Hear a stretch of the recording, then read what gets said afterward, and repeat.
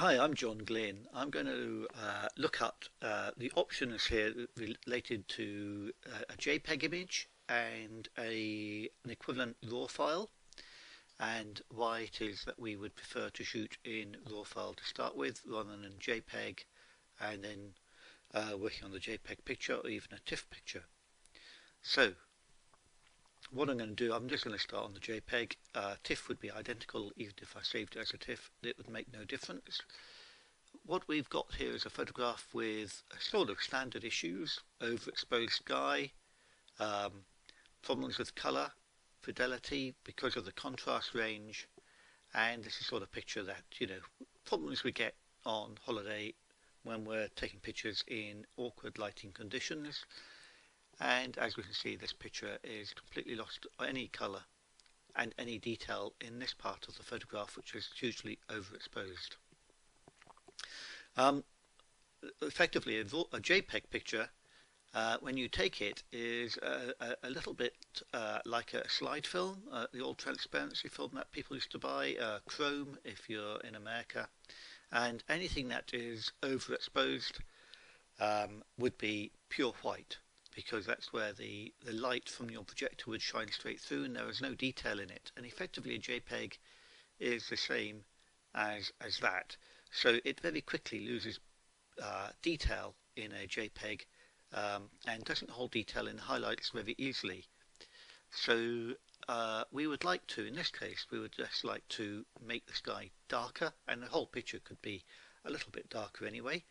So I'm going to go to my layers palette, which happens to be here on the right hand side, and in the bottom of the layers palette is the option to do layer adjustments, and I'm going to do levels, and that shows up as a histogram. And the histogram on the left hand side of the histogram, you can see it here, the left hand side is shadow detail, the middle part is midtones, and the far right is highlights. And you can see that the highlights are well and truly overexposed. They've gone completely far to the right hand side. I can make the picture darker by dragging these little sliders along, and if I drag the left hand slider towards the middle, the picture will get darker. And if I use the middle slider, I can play around with the midtones. And I would like to darken the sky, so I'm going to drag the left hand slider to the left, and you can see that actually all that happens is it gets lighter. I can't actually get the picture to be darker because there is nowhere for it to go. There's no detail in the sky. And in reality, as I want to drag that slider to the right, but I can't. I can make it a lot darker. I'll drag the other way, make the picture darker, but you can see the sky's band, the colours go very strange, and the white area here is still hugely overexposed. So there is no, in fact, it looks pretty awful. So I can't get detail in that part of the picture. So what I'm going to do, I'll go to another option here, which you may have depending on your version of Photoshop.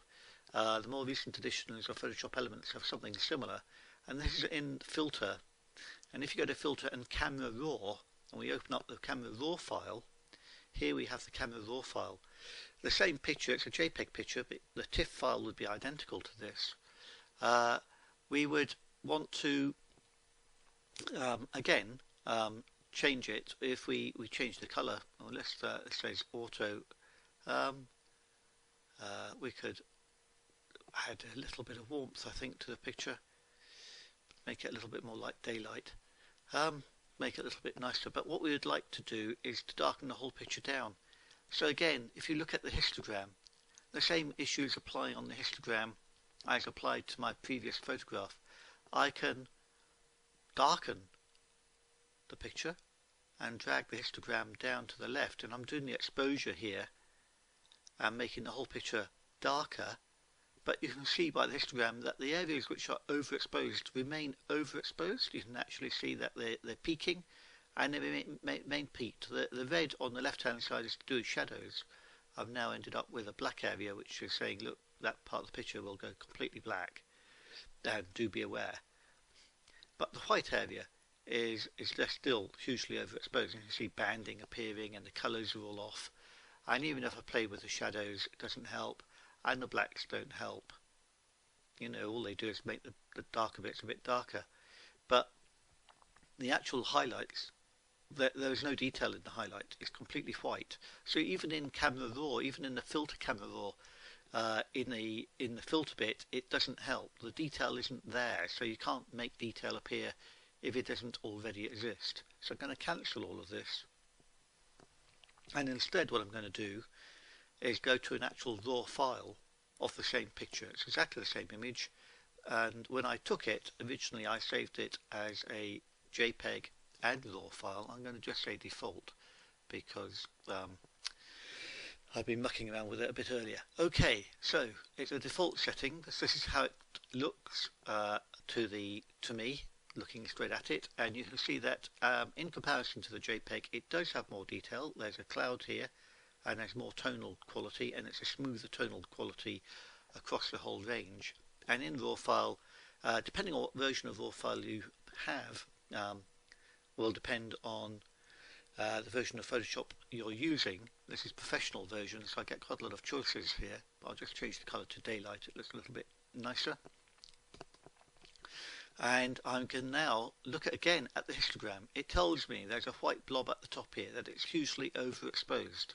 So let's just drag the exposure option down to the left, and lo and behold, look at that. It now pulls back detail, and I can hold detail over all. I agree that it's still a bit too light in the clouds. The cloud bit there is going to be overexposed. It shows me up here in the histogram, but I can still drag the highlights down slightly and just work on them, and that will make it a bit better. Okay, and I can still work on the shadows as well, so, or blacks even if I wish to. I could just add a little bit of tonality into the black. So immediately using raw file gives me more scope in saving pictures as much as anything. Hopefully your picture won't be so overexposed to start with that you have this problem, but at least you can save a picture, and having a bit of a highlight in a cloud isn't a major issue, given that clouds are meant to be white and fluffy anyway. And I'll just say, okay, this is going to open in a peculiar way on my other picture. It will open it and put it on top of my picture there, and I'll just compare the two. I'll just say okay. You can see that there's a definite difference between the two pictures. Drag that around, you can see the quality of the sky, the detail in the building. Admittedly I've changed the colour slightly and improved on it, but shooting raw file to start with gives you a great deal more ability, capacity to save a picture, to work on a picture. However, if you're going to work on a raw file, you do need to make sure that you have a raw file reader that can read your raw file from your particular camera. Photoshop tends to do that automatically, but not all software will. So if you've got a newish camera, you may have to make sure that the software package you're using can actually read the raw file, because it's not a universal file type. Each manufacturer has their own, that would be Nikon, Lumix, Sony, Canon, etc. And each camera within their model range may also have a different raw file. So although you have raw file for a particular Nikon, you go off and buy a new, more updated version of the camera, and the raw file might well have changed. So you may need to make sure that you update the raw file options that you get. Okay, so because of that, I think it's being aware of your raw file.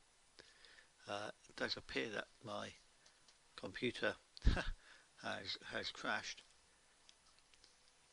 so I'll call it off there. Okay, thanks very much for watching.